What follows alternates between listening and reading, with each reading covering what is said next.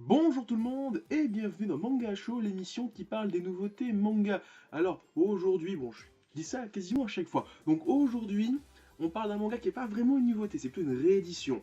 Et bon, c'est un manga dont j'ai déjà parlé sur la chaîne. Bon, vous le savez de quoi je parle parce que c'est le titre de la vidéo. C'est Sakura chasseuse de cartes. Alors c'est un petit peu son année à elle, enfin en tout cas l'année de la licence parce que là, au début de l'année 2018, il y a eu l'animé Card Character Click Card Hard, donc la suite pour les 10-20 ans de la série, plutôt les 20 ans que les 10 ans, donc la suite de l'animé, mais qui c'était aussi la suite du manga qui est sorti un tout petit peu avant, qui était fait par Clamp, et donc on a l'animé sur Wakanim, donc Clear Car Hard, Arc, on a la suite en manga chez Pika, et là Pika nous réédite le manga d'origine dans une version 9 tomes de luxe bien stylée, on va en parler, c'est le thème de cette vidéo, et normalement au mois de juillet, Black Box Edition réédite dans un coffret collector de ouf l'animé qui passait sur M6, donc l'animé original, enfin qui adapte le manga original.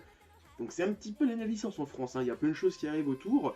J'ai pas encore acheté la suite, Clear Card Arc, et je pense que je le ferai une fois que j'aurai fait l'intégrale de cette série, et donc qui est le sujet de cette vidéo. Donc on va parler aujourd'hui de Sakura chasseuse de cartes, ou Card Captor Sakura en bon anglais.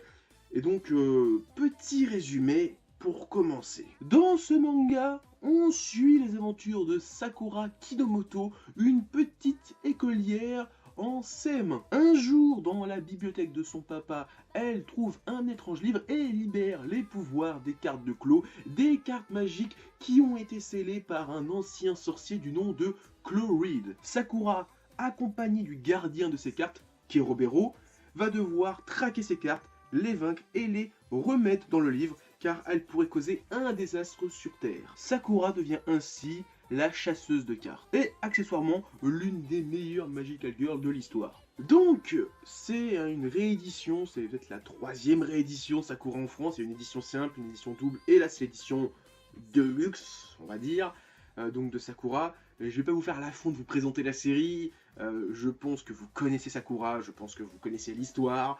Moi j'ai parlé du manga en lui-même par rapport à ce que je connais de la série, donc surtout de l'animé, parce que moi j'ai surtout brûlé l'animé, j'ai surtout regardé l'animé sur M6, je les ai revus en streaming après, je les ai téléchargés, je les ai revus au moins 2-3 fois, et j'ai jamais lu le manga parce que Clamp, alors c'est les papas, enfin les mamans plutôt, les mamans parce que c'est un groupe de 4 femmes, 4 auteurs mangaka, ils ont fait XX All X, ils ont fait X de Clamp, ils ont fait Tsubasa Reservoir Chronicle, ils ont fait Shobits, j'ai vu quelques-unes des séries, j'ai lu un tout petit peu de Tsubasa, mais j'ai toujours eu du mal avec leur style graphique, et j'ai jamais vraiment eu envie de commencer le manga. Et là, il y a une réédition en 9 tomes, je me suis dit, allez, c'est Sakura. Donc, vas-y, tente. Et bon, c'est le style de Clamp, mais je trouve que ça va. Bon, ça reste un petit peu chargé au niveau des trames comme un shoujo, mais ça passe. Par rapport à d'autres séries que j'ai vues d'eux, enfin d'elle, c'est quand même beaucoup moins chargé. C'est beaucoup moins les yeux brillants avec plein d'étoiles, plein de trucs de trames dégueulasses. Ça va. C'est un peu plus shonenesque, on va dire, même si ça reste un shoujo, un magical girl, et ça reste vraiment cool. En plus, par rapport à l'anime, il y a quand même pas mal de différences, hein. Notamment déjà le fait que la première carte qu'elle récupère, donc c'est toujours Wendy, mais en fait, normalement, dans l'épisode 1, de ce que je me souviens, elle récupère Wendy, et genre 10 minutes après, il y a l'oiseau qui arrive, la carte Fly. Bon, c'est censé être la première carte qu'elle capture dans l'histoire, enfin, on la voit capturer, mais avant Fly, elle a déjà capturé Wood, Jump, et une troisième, si je dis pas de conneries, j'ai plus le nom. Il y a pas mal de différences par rapport à l'animé, donc par exemple déjà aussi Shadow, qui est une des premières cartes qu'elle capture, hein, c'est censé être la troisième ou quatrième, et elle le capture dans le tome 2, je ne l'ai pas précisé, pour la sortie de cette édition qui est en 9 tomes, les deux premiers sortent d'un coup, donc déjà dans un an et demi, la série est finie, donc voilà, ça c'est cool. Donc je reviens à Shadow, donc elle le capture, et en plus d'une manière différente, parce qu'il y a déjà en plus à ce moment-là, euh, pas Mathias, Shaolan, désolé j'ai aussi les noms français, ça je vais en parler aussi un petit peu après.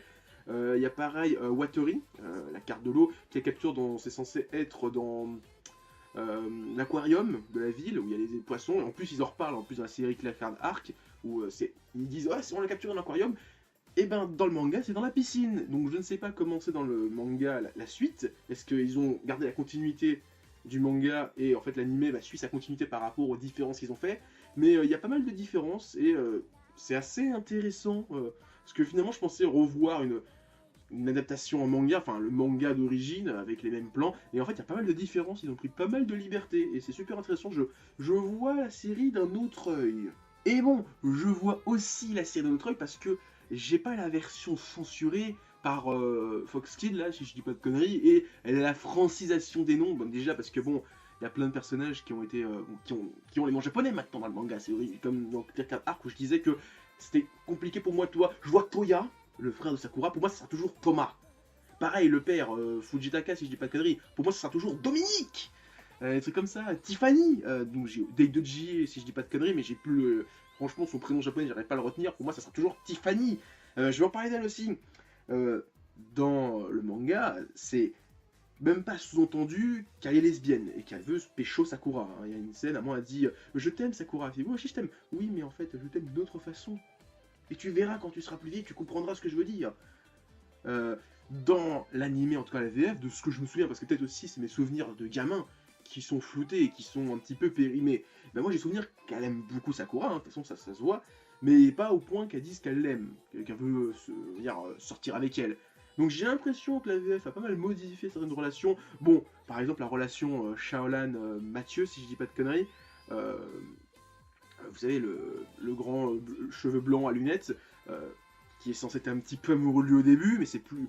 Et dans l'anime aussi, bon, c'était... Ça se voyait parce qu'il rougissait, mais c'était plus...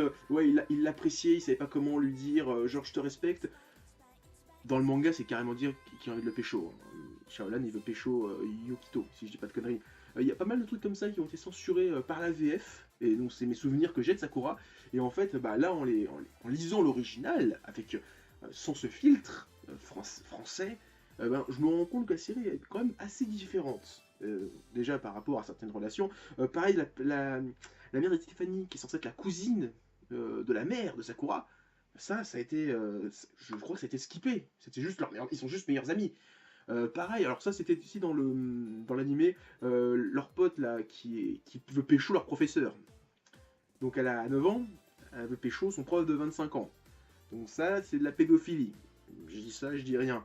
Dans le manga il y a ça aussi, mais ça a l'air d'être un peu plus subtil quand même. Hein. C'est le prof, il dit tiens une boîte de fiançailles, je me suis dit, elle a quand même 9 ans la gamine. Ça, ses parents ils se rendent compte de ça, tu vas en prison gars.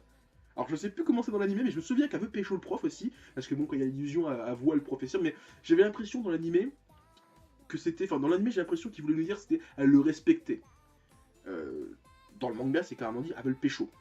Et moi quand j'étais gamin je dis ouais elle veut pécho le prof, parce que bon t'étais gamin, tu vois, tu dis une gamine qui pense à quelqu'un, forcément c'est l'amour. Mais quand je grandis, j'avais raison en plus, la VF a essayé de modifier ça, mais quand t'es gamin tu penses à des trucs, finalement t'avais raison. Ouais, il y a pas mal de choses, et comme je dis, je vois le manga Sakura dans notre œil, et j'ai hâte d'avoir l'édition de Black Box Edition, qui va nous ramener un coffret, je ferai un The Collector dessus, de toute façon, vous inquiétez pas, et j'ai hâte de revoir la série en VF, et peut-être même en VO, alors je sais pas si je regarderai les deux coup sur coup, pour voir, peut-être plus pour la VF, pour voir cette censure, parce que bon, vu que j'ai lu le manga, je vois l'original maintenant, alors est-ce que aussi les relations de Tiffany et Sakura, je suis désolé, j'ai pas le nom japonais, je suis désolé. Vous pouvez m'insulter dans les commentaires, j'ai pas retenu son nom, hein, désolé. Je sais que c'est Deidoji quelque chose, mais alors moi ça sera toujours Tiffany.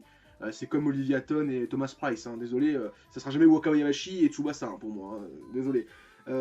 Est-ce que, donc en fait, cette censure des relations entre les personnages, c'est dû à la VF ou à la VO? Est-ce que l'anime a déjà essayé de censurer ça? Donc c'est pour ça que j'ai hâte de voir ce coffret, de le voir en VO et peut-être en VF aussi un petit peu, pour me ramener mes souvenirs d'enfance, pour voir d'où vient cette censure. Mais en tout cas, le manga est vraiment très bien, j'ai bien kiffé. Au niveau de l'édition, je sais pas si ça va se remarquer, mais en fait, il y a des petits effets dorés. Je vais essayer de vous montrer des reflets, vous allez peut-être vous en rendre compte. Il y a des petits effets de dorure, en fait, toutes les inscriptions sont en doré. Sur la tranche aussi, derrière il n'y en a pas de doré, c'est dommage, mais il y a le symbole des cartes de clos en fait, vous savez, c'est le pentagramme quand la capture C4 a fait capture, reviens à l'état normal, carte. où elle est, où elle est en dessous, et je crois que c'est aussi le sceau qu'il y a derrière le livre, bah, il est dessus, donc c'est stylé, donc avec l'image, vraiment une des images emblématiques de Sakura, et c'est vraiment cool. Alors en plus les tomes sont plastifiés parce que dedans il y a des petites cartes, alors tenez, je les ai pris là, donc dans le tome 1 il y avait Sakura, une carte Sakura, dans le tome 2 il y avait Tiffany, et en fait j'ai l'impression que les cartes s'ensemblent, et en fait ça fait une petite fresque, et donc il va y en avoir une dans chaque tome, et j'ai l'impression qu'on va peut-être avoir une petite fresque de 3 sur 3, ou alors c'était une de 1 sur 9, une ligne de 9, on va avoir tous les personnages qui sont ensemble. Alors est-ce que c'est à la base tiré d'une illustration du manga et qu'ils ont découpé, en plus derrière, alors je vais pas montrer mais on dirait des cartes de clone, ou est-ce que c'est une image qui a été, un dessin qui a été fait exprès pour cette édition, parce que je ne sais pas si elle est japonaise ou c'est vraiment uniquement français, mais en tout cas, l'édition est vraiment bien cool. Alors c'est vrai, c'est quand même 10 € le bouquin, mais si la qualité est au rendez-vous, parce que quand même c'est des gros bouquins, ils font quand même quasiment 300 pages, donc pour une dizaine d'euros, le prix est assez raisonnable, hein, on a un tome et demi, donc le prix d'un tome et demi est dedans, et je sais pas si ça va continuer, parce que je sais pas combien il y a de tomes à l'origine, alors je sais pas si on gagne de l'argent ou en fait c'est juste 50-50, et en plus bon bah c'est quand même une petite reliure dorée, hein. C'est pas rien, c'est quand même stylé, ça brille, c'est mignon, j'aime bien, le petit cadeau en plus, non, ça fait le taf, et moi je vais continuer cette édition, vous les direz dans ma lecture du mois ce que j'en pense. En tout cas, Sakura chasseuse de cartes, ou Card Captor Sakura, Clamp, j'aime beaucoup. Voilà, c'est tout ce que j'ai à dire sur Sakura chasseuse de cartes, qui est l'un des premiers animés japonais que j'ai découvert étant gamin, qui est l'un des premiers bastions de la japanimation que j'ai découvert et qui m'a fait aimer la japanimation, le Japon, le manga et tout ça. Donc si tu n'as pas le manga Sakura, achète cette édition, franchement, elle vaut le coup d'œil. Si tu as déjà une édition, c'est dommage pour toi parce que t'as pas une édition cool. Parce que franchement, celle qu'on a, elle est cool. Hein. Par rapport à la tienne, c'est de la merde. Voilà, je le dis, c'est de la merde. Donc voilà, c'est tout ce que j'avais à dire sur ce manga. Moi, je vous dis à plus. Continuez à lire des mangas et à regarder des masses. Mais avant ça, mettez des pouces bleus, laissez des commentaires, partagez la vidéo. Il y a mon Facebook, mon Twitter, mon Discord aussi. Dans la description, on parle de plein de mangas dans le Discord. Allez-y, franchement, on discute pas mal. Et donc, moi, je vous dis à plus. Continuez à lire des mangas et à regarder des masses. Allez, ciao tout le monde.